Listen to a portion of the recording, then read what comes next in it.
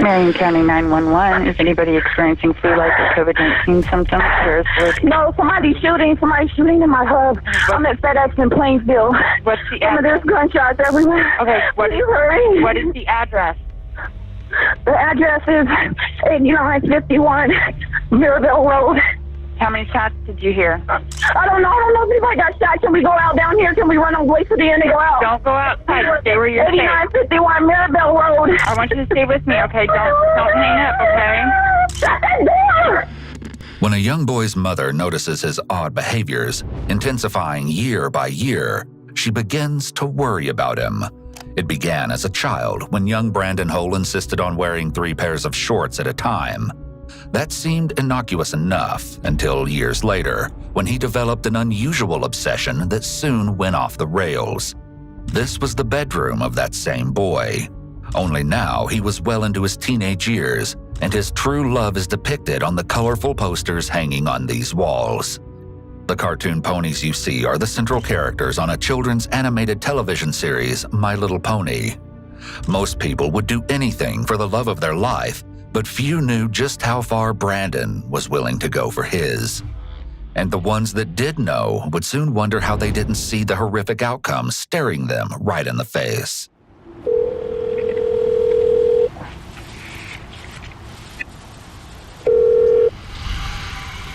Hello? Hi, can I speak with Brandon, please? Oh, yeah, this is Brandon. Brandon Hole was no stranger to tragedy. In this phone call with police, you'll quickly learn how his demons began to develop at such an early age. His mother, Sheila, estimates he was only 4 years old as she describes the dramatic incident you're about to hear. I mean, he'd, be real depressed one day and be like, I ought to just do what my dad did. How did his dad kill himself? So. Okay. Did he find him or did he see that? No, he was there when we got into a real bad argument, and his dad said that, hey, whatever, if you leave with the kids, I'm going to myself, and I said, go ahead. He was, I think, 4 then. It seemed this haunting memory would follow Brandon everywhere he went for the rest of his life.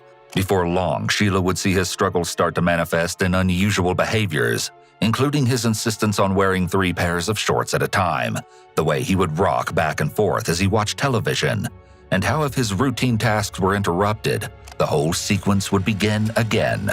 He was eventually diagnosed with obsessive-compulsive disorder. Sensing something was off, Sheila took her troubled son to Barrington Health Center in Indianapolis, but there she would learn there was more going on than she ever knew. The first visit in 2011, when Brandon was 9, would prove to be his first of many. But with every visit, the outcomes grew worse and worse, and ultimately it all culminated in some of the most terrorizing moments ever caught on camera. Less than a year after being diagnosed with a bevy of disorders, including disruptive behavior disorder, anxiety, obsessive-compulsive disorder, and depression, Brandon's behaviors would soon become much more aggressive. Thanks to his ever-increasing temper, his mother took him back for another visit 1 year later. As it turned out, his mother's fears were no exaggeration, and the medical records are damning evidence that prove it. From excessive lying to disrespectful behavior, Brandon's temper was now only part of a growing list of concerns. But for Brandon, it was just the beginning. It's May of 2013. Brandon is 11. A police officer was dispatched to the home Sheila and Brandon shared with Sheila's boyfriend, Keith Larson. According to Keith, he and Brandon were engaged in a water fight, and when Keith sprayed him with the garden hose, Brandon flew into an unexpected rage. He'd locked himself in the bathroom where he proceeded to destroy items inside. Sheila alleged that she picked the lock, after which Brandon left the bathroom and Sheila became his target. That's when Brandon snapped. He punched and slapped Sheila in the face multiple times, kicked her in the legs, and bit her on the forearm. She followed as he ran for the kitchen and grabbed 2 table knives out of a drawer, then, in a mad scramble, charged at his own mother. He trapped her in the family room and wouldn't allow her to leave. It seemed like something unthinkable was about to happen. But just when she thought there was no escape, police arrived in the nick of time, and the madness for now came to an end. Somehow, Sheila only sustained a small wound to her right forearm, But her fears about her son's behavior leading up to this point had been all but confirmed. The incident ended in Brandon receiving several months of probation. After that incident with his mother, everything continued in the same direction, and every year, Brandon would ascend another step on that stairway to madness. He quit school in 2014 and never got beyond the 6th grade level. He stayed home, his depression ever present, and isolated from the world, worsening his condition. It seemed to manifest in his chilling search history. You've already learned about his obsession with My Little Pony, but while left alone, Brandon had been researching something far more sinister. In 2015, Brandon was assessed by the Riley Children's Foundation. His search history included an obsessive interest in mass shootings. He told the assessor that, quote, "I feel bad for the victims, the families." When asked if he could put himself in the shoes of the perpetrators, he denied it, saying, "I don't want to waste my time doing something like that. It's a hassle," and that he wouldn't want to cause families any trauma.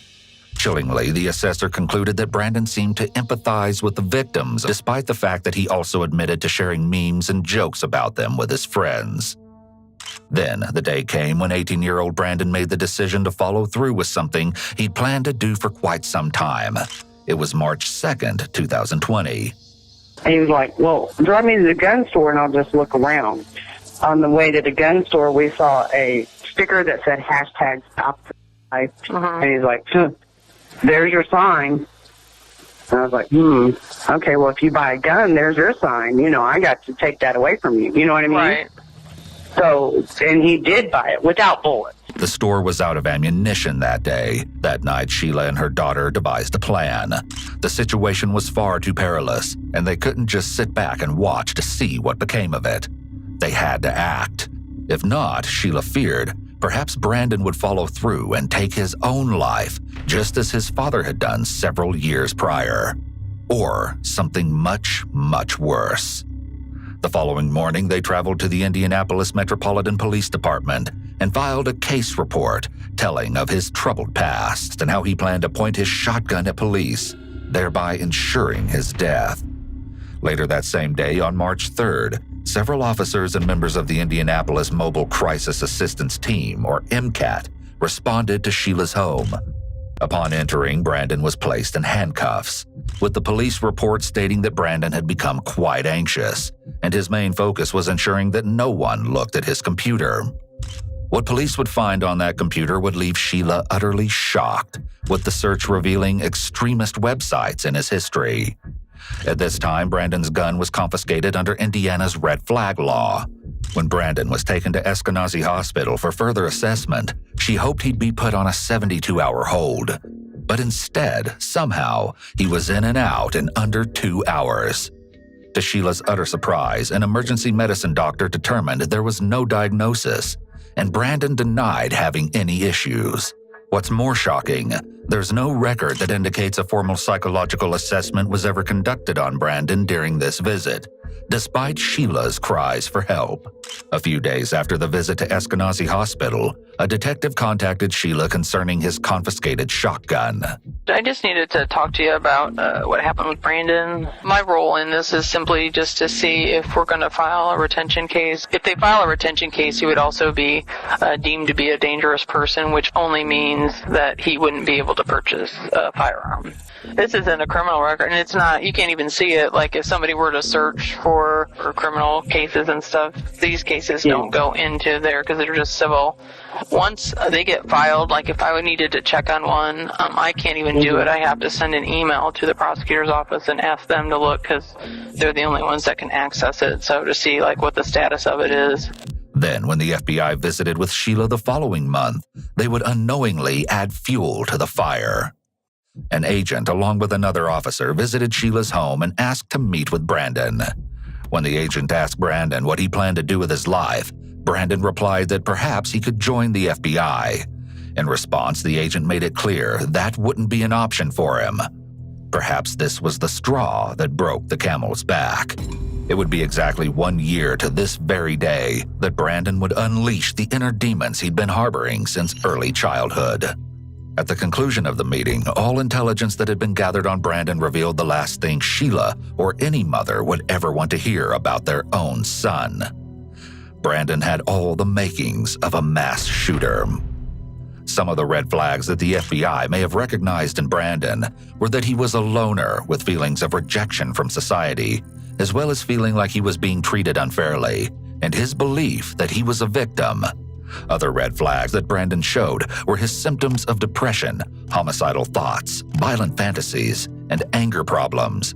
In conjunction with the other warning signs were his traits of narcissism, and most concerning of all, his fixation on past school shootings and mass murderers. Despite the exchange with the FBI agent, Brandon, for a time, seemed to be on the up and up. He found a job in 2020, and he seemed to enjoy working at the local FedEx SmartPost facility. Maybe this was the new beginning Sheila had hoped for after all those arduous years. Maybe Brandon was finally improving. But it wasn't the case, and in fact, he was only just ascending into peak madness. In the months before he would do the unthinkable, Brandon quit showing up for work. It seemed he couldn't bring himself to get out of bed. By October, his stint at the FedEx facility had officially come to an end. It was mid-March of 2021, and Brandon had moved back to his mother's home. Once again, Sheila had to fight the system in order to get her son in front of a mental health professional before he was finally assessed. Multiple pages of notes named a variety of Brandon's conditions, amongst them generalized anxiety disorder, recurrent major depressive disorder. Meanwhile, even while he was in therapy, this is an actual list of the items he was purchasing. As he was making these purchases, he attended another session with a social worker. But by now, Brandon had reached the point of no return. The following day, he attended a session with a different social worker, stating he had no empathy and no care for the lives of others, including his own flesh and blood. 2 weeks later, in what would be his final counseling session, he stated the same thing again. But what he added this time was chilling. Brandon claimed he was a danger to society and that society should fear him. And he was right. Marion County 911. There's been a shooting. Okay. Multiple shots. How many shots are fired? A lot. It started the night Brandon quietly departed home, never to return again, en route to his final destination, the FedEx SmartPost facility, sometime around 11 p.m. on April 15th, 2021. That particular evening was nothing out of the ordinary. Sheila returned home from work with dinner for Brandon and found him to be in a pleasant mood. After he ate, he took a relaxing bath, then they both went to bed. Or, so Sheila thought. Once inside the FedEx SmartPost facility, Brandon makes his way through, savagely opening fire on everyone in his path. Then he moves through the lobby, assassinating employees at random as they attempt to run for their lives. Soon after, he returns to the parking lot and immediately opens fire on those unfortunate enough to be in close proximity. 911 calls flood local dispatchers as Brandon continues his murderous undertaking. I think there's possibly multiple shooters. I hear them outside. I'm in the control room. There's 3 of us in here. Sorry. Okay, so what I need for you guys to do, like I said, stay down, make sure your door is locked. Put something against that door if you can to keep yourself safe, okay? Please. There's no one upstairs. Okay, they're on the way. They're on the way. In a matter of minutes, the premises transformed into a nightmare. There's somebody out in the parking lot with a rifle shooting. We got the guy in here. We got him in here. He's been shot. Okay. He's in our shack with us. Hey, stay on the line for me. Let me get medics on the phone. I'm not going to hang up, okay? Stay with me. There is at least one person down. Send an ambulance or 2, please. Yeah, we have the ambulance and the officers en route. But they have an AR-15. I'm not sure how many other guns they have, but I know they at least have 1 assault rifle. They're still shooting. Okay, okay, stay on the line. They're already on the way to you, okay? But stay on the line with me. Keep yourself safe. I need you to let me know anything that happens, okay? Right now, I just hear a lot of gunshots and a lot of people around. Okay, hold on. Stay on the line. The emergency calls continue to pour in as the casualties are mounting. Dispatchers frantically assist callers as the horror continues to unfold. We have shots fired. We need police. They're still shooting as we speak. He's already shot about 5 people. The shooters in the building. You said there were 5 people shot there? Or he got... The first officers are arriving at the scene. Dispatchers and responding officers communicate in real time. However, in the midst of the chaos, details are not yet clear. Have we confirmed whether we have one or two shooters? Reports are saying 2 shooters. Okay, is it one person, 2 person? Can't tell if just multiple rifle shots, but it sounds like the same report, so I'm assuming 1. Okay, are they inside or outside? Last they were outside. Okay. I'm getting information that he is still inside the building from somebody pulling off the lot. Footage reveals that after carrying out his plan, Brandon returned to an earlier location in the FedEx facility. Without so much as a shred of hesitation, he then proceeded to end one more life, his own. Employees on site continue to place calls, begging and pleading for help in this surreal nightmare that has been sprung upon them without warning. As far as they are aware, the shooter is still preying on victims. Is there someplace you can get safe? I want you to stay safe, okay? I don't know because I still hear gunshots and they're inside the building. Is there someplace you can hide? Is there a desk, something you can get under? I'm at door 235. There is a trailer on this door. Get under. Slide under that. Someplace where you can Slide stay under, safe, please. okay? Really well, okay? Stay with me, okay? As Natasha and another employee remain hidden, well over 100 officers are dispatched to the scene. 2 more down, car and parking lot, white Toyota Camry. Another one down by the Silver Explorer, front row. Control, advise Eskenazi will have multiple patients. Advise them to be ready. I'm outside the lobby. I had to get all the people out. He couldn't get through the turnstiles, but he was sticking the gun through. So when he went out to the parking lot, I rushed everybody back through our second set of turnstiles and sent them in the trucks. Is there a certain entrance number or door that we can note here in the run so they know where to get to you? And how many people are with you? I can get the cops through. Uh-oh, somebody's at the door out there. Is that a police officer or is it him again? It's a police officer. It's a police officer. Judy encounters the officers as they make their way through the building to secure the scene. Dispatchers check in with callers who have remained on the lines. The officers know where you are, okay? I've put that in there, okay? Do you want to stay on the line with me until you get there? Don't leave me. Okay. Yes. I'm not going to leave you. I will not leave you then, okay? I'm going to stay with you then, okay? You're fine, okay? That's perfectly fine. After more than 30 minutes with the dispatcher, Natasha's wait is over. Help! Help! Help! I'm under. Allegedly, because of the facility's policy that employees couldn't carry cell phones in certain areas, some workers may not have been able to phone for help or contact friends and family during the shooting. The killing spree had come to an end, but the aftermath of the attack is difficult to fathom. He shot so many people. Oh my God, he got Osco, and Osco's only been here a week. They're dead out here.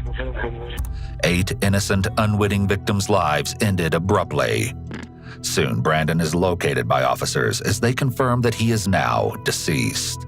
It was then that Brandon's disturbing motive was revealed. Brandon was heartbroken over a My Little Pony character. In his final Facebook post on April 15, 2021, he wrote, "I hope that I can be with Applejack in the afterlife. My life has no meaning without her. If there's no afterlife and she isn't real, then my life never mattered anyway." But I kind of just need to talk to you about what happened that day and how you're feeling about whether you'd want it back or if you... Oh, sorry to interrupt, but, okay. But I don't want it back at all. It's fine. What would be your goal for us to do with the gun? Just destroy it. Or, Okay. Well, yeah, I'd say that. Because I'm not worried about that. I'm worried about getting my life back on track. I don't have any mental health issues that I'm aware of. I don't think I do. And I wouldn't say depressed, but my feelings to the reason why I got a gun is because I wanted to show my best friend who's really into hunting and stuff. Mainly also for like the fun of shooting it. I mean, if you're getting it back on track, I don't know what it's off track of it unless it's just that you didn't get your high school diploma. I mean, Yeah, well, I mean, off track. I mean, it's that. I mean, I'd say that. I mean, do you think this, like, not doing anything with your life is on track? I mean, I don't think so. Well, no, but I also think that could make me sad and depressed if I felt like a failure or whatever, but apparently that's not what you're feeling, so. I just signed up for GED. I'm going to get my GED. I'm going to counseling or therapy, or I'm not really sure what the correct term is. Yeah. And I'm going to try to get my life back on track, and I'm really trying hard. The FBI concluded Brandon's purpose was to demonstrate his masculinity and capability while fulfilling a final desire to experience killing people. It was a moment in time that further reinforced the importance of not only recognizing red flags, but acting upon them too. Those 8 lives that were lost that day ranged in age from 19 years to 74 years, and include Matthew Alexander, Samaria Blackwell, Amarjeet Johal, Jasvinder Kaur, Jaswinder Singh, Amarjeet Sekhan, Carly Smith, and John Weissert. Brandon's mother wants her son to know that when she cries these days, it's not for him, it's for the victims. If she could talk to him today, she'd say, "I grieve those people more than I ever will you."